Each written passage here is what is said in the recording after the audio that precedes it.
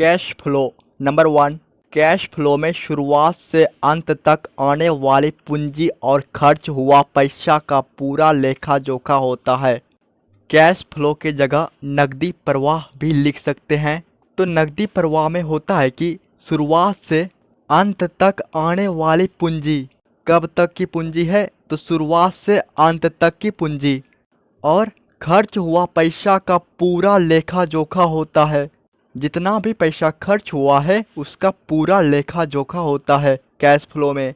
Cash flow में क्या क्या होता है तो शुरुआत से अंत तक आने वाली पूंजी, और क्या है तो जितना भी पैसा खर्च हुआ है उसका पूरा लेखा जोखा होता है।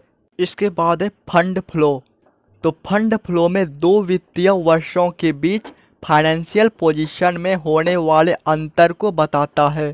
फंड फ्लो में क्या है तो 2 वित्तीय वर्षों के बीच, कितने वित्तीय वर्षों के बीच तो 2 वित्तीय वर्षों के बीच ये जो फंड फ्लो है ये किस पोजीशन में होने वाले अंतर को बताता है तो फाइनेंशियल पोजीशन में होने वाले अंतर को बताता है। कितने वर्षों के बीच तो 2 वर्षों के बीच। तो 2 वर्षों में जो भी फाइनेंशियल पोजीशन में अंतर होगा उसे फंड फ्लो बताता है। इसके बाद नंबर 2 कैश फ्लो में देखते हैं। कैश फ्लो लेखांकन के नगद आधार पर चलता है। कैश फ्लो लेखांकन के किस आधार पर चलता है तो नकद आधार पर, नगद आधार पर। इसके बाद फंड फ्लो में है, फंड फ्लो लेखांकन के उपार्जन आधार पर चलता है। किस आधार पर चलता है फंड फ्लो तो लेखांकन के उपार्जन आधार पर, उपार्जन आधार पर। इसके बाद है नंबर 3 कैश फ्लो में कैश प्लानिंग का शॉर्ट टर्म एनालिसिस होता है। तो नगद प्रवाह में क्या होता है कैश प्लानिंग। कैश प्लानिंग को हिंदी में बोलते हैं नगद योजना। आप हिंदी मीडियम के स्टूडेंट हैं लेकिन आप इंग्लिश में इस तरह से भी लिख सकते हैं कि कैश फ्लो में कैश प्लानिंग का शॉर्ट टर्म एनालिसिस होता है। तो नगद प्रवाह में नगद नियोजन का शॉर्ट टर्म एनालिसिस होता है।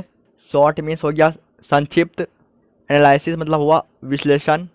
इधर है फंड फ्लो।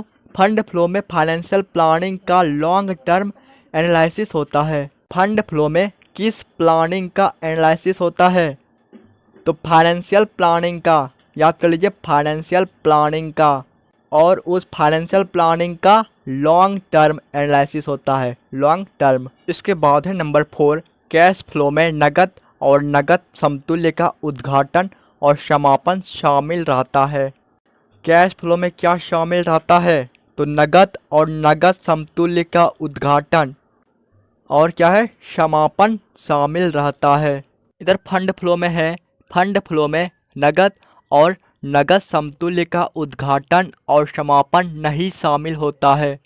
तो फंड फ्लो में जो है नगद और नगद समतुल्य जो है उसका उद्घाटन और समापन शामिल नहीं होता है, फंड फ्लो में शामिल नहीं होता है।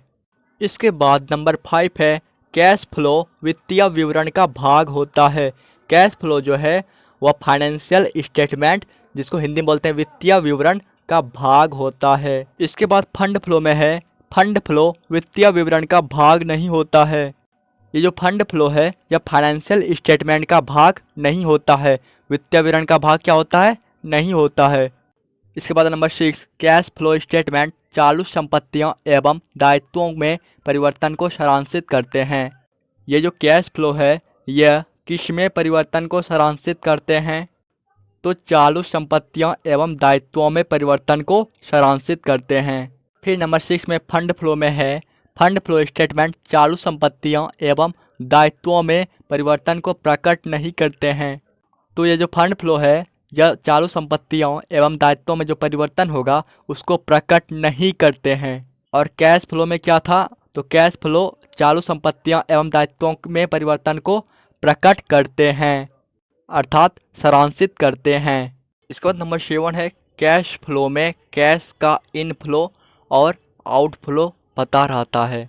तो कैश फ्लो में क्या क्या पता रहता है तो इनफ्लो और आउटफ्लो पता रहता है कैश फ्लो में। इसके बाद इधर है फंड फ्लो में सोर्स और एप्लीकेशंस का फंड्स पता रहता है। फंड फ्लो में क्या क्या पता रहता है तो सोर्स पता रहता है और एप्लीकेशंस पता रहता है।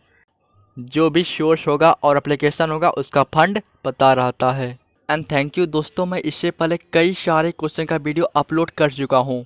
चैनल पर क्लिक कीजिए और अंदर वीडियो या फिर प्लेलिस्ट में जाके सारे वीडियो देख सकते हैं। एंड चैनल को सब्सक्राइब कर दीजिए ताकि आपको सारे वीडियो मिल जाए। And thank you.